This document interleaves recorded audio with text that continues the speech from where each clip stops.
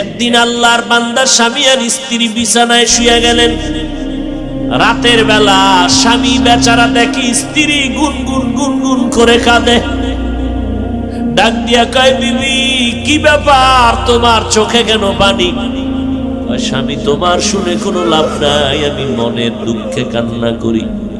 আমার কোনো কষ্টে পাইছুনি? কয় না রে স্বামী। কাঁদো কেন? আজকে একটা সপ্তাহ হয়ে গেল আমি যেই সন্তানটারে পেটে ধারণ করেছি, খাইতে পারি নাই, ঘুমাইতে পারি নাই। আমি সেদিন একটু রাগ করিয়া ধমক দিছি, সন্তানটা অভিমান করে আমারে মা বলে ডাকে না। এক সপ্তাহ হলো আমি এই দুঃখের কারণে সইতে পারি না।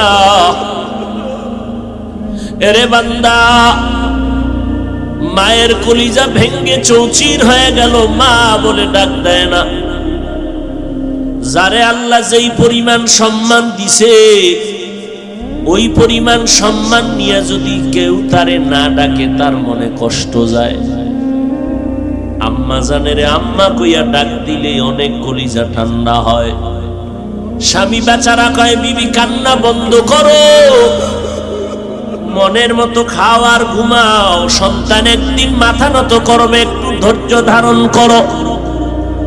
মা চোখের পানি ছেড়ে বলে, স্বামী আমার, তুমি যতই বুঝাও আমি খানার প্লেটটা নেই, আমার মুখে খানা যায় না।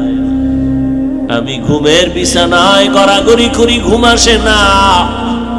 আমার কান দুইটা সজাগ হয়ে আছে, কখন সন্তান আমারে মা বলে ডাক দিবে।